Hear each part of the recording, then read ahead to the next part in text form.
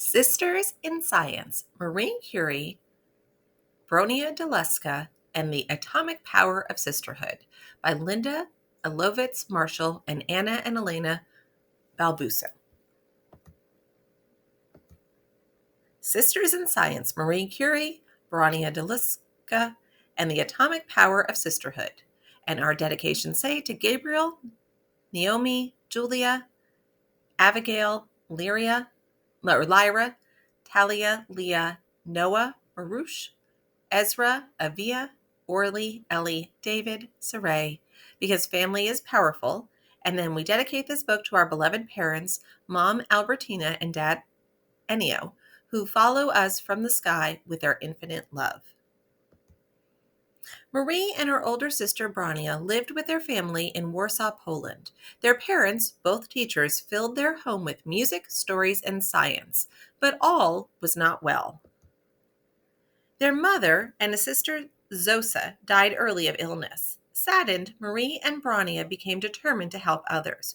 Bronia decided to become a doctor. Marie wanted to become a researcher. But girls in Warsaw were not allowed to attend college or university. So Marie and Bronia taught themselves until a secret university opened. Marie, Bronia, and thousands of other young Polish women learned science, math, and the arts in private homes. To keep from being discovered, classes moved frequently from place to place. Soon, the secret school was nicknamed the Flying University. Yet to achieve their dreams, Marie and Bronia needed to study in a real university, one that accepted women, like the Sorbonne in Paris, France. But how could they possibly pay? They concocted a plan. Bronia would start at the Sorbonne immediately, while Marie would work as a tutor to pay for Bronia's education. When Bronia finished, they would switch. Marie would start and Bronia would pay. Marie and Bronia made a pact. At the Sorbonne in Paris, Bronia studied to become a doctor. In the Polish countryside, Marie tutored children from a wealthy family and, another secret, although it was forbidden, she taught peasant children to read and write. When Bronia finished her studies, it was Marie's turn. But Marie had changed. She no longer wanted to study at the Sorbonne. Instead, Marie wanted to stay in Poland with her family and friends. But loving sisters like Bronia don't forget promises. Bronia returned to Warsaw and reminded Marie of their dreams, their pact, and everything they both had planned. Soon, Marie was on her way. Marie was so happy in Paris. She had her own space. From early morning to late at night, she studied physics, chemistry, and math. She learned that absolutely everything, from trees to stars to water, even our own bodies, is made of teeny, invisible building blocks called atoms. She learned that most everything is made of combinations of different types of atoms, and that some things like helium, gold, and oxygen are made of only one type of atom. Those things, those pure forms, are called elements. She learned so much, and she loved it. After graduation, Marie continued to work in chemistry. For some experiments, though, she needed more space.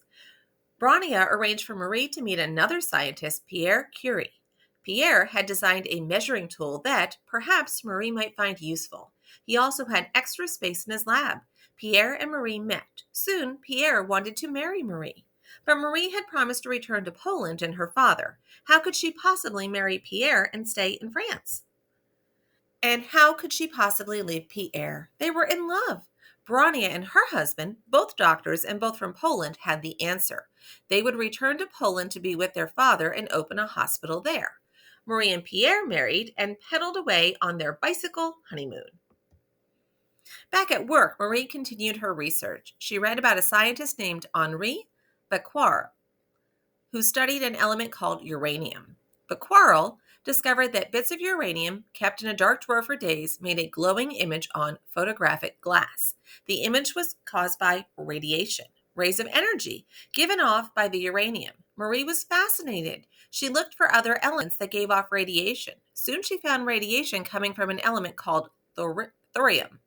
Pierre had begun teaching at the Sorbonne and joined her investigation. As Marie and Pierre searched, they wondered what made the radiation. Could something be happening inside the uranium and thorium? Could uranium and thorium atoms be coming apart and releasing energy? Was that possible? Yes, Marie Curie gave the process of atoms coming apart and releasing rays of energy a name: radioactivity. Marie Curie, Pierre Curie, and Henri Becquerel discovered how radioactivity works. Marie and Pierre searched for other sources of radioactivity too. They investigated a dark, greasy material called uraninite. They chopped the material up, they boiled it down, they worked for years. At last, from inside the uraninite, they discovered two previously unknown elements. They named the first element polonium, or PO, in honor of Marie's homeland, Poland. They named the second element radium, or Ra, after the Latin word for ray. Then they rushed to tell Brownia. Marie Curie, Pierre Curie, and Henri Becquerel later received a Nobel Prize in Physics for their work in radioactivity. Marie Curie was the first woman ever to receive a Nobel Prize. Marie and Pierre donated some of their Nobel Prize money to Brownia's hospital. But once again, all was not well. Pierre died suddenly. Brownia hurried in from Poland. She comforted Marie. She helped her take over Pierre's classes. At the 650-year-old Sorbonne, Marie Curie became the first female teacher. And for discovering two new elements, Marie later received a second Nobel Prize. Then war broke out. In France, Marie developed battery-operated portable X-ray machines. She drove them to battlefields where the machines helped doctors to locate bullets and treat over 1 million soldiers.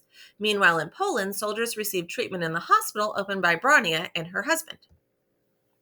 Finally, peace returned. At last, the sisters were reunited.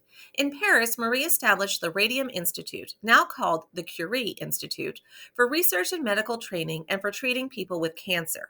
In Warsaw, her hometown, she set up a second Radium Institute, this one with Brownia in charge.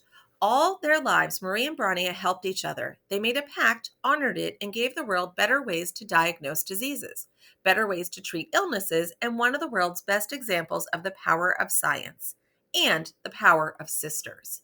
There's nothing more wonderful than being a scientist. Nowhere I would rather be than in my lab, staining up my clothes and getting paid to play, by Marie Curie.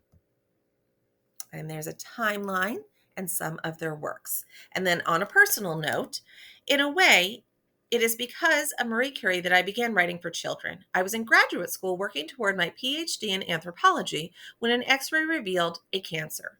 I left my PhD program and after successful treatment, some of which was based on Marie Curie's long ago research, returned to a deeper and earlier love, the education of young children, and then started writing for children.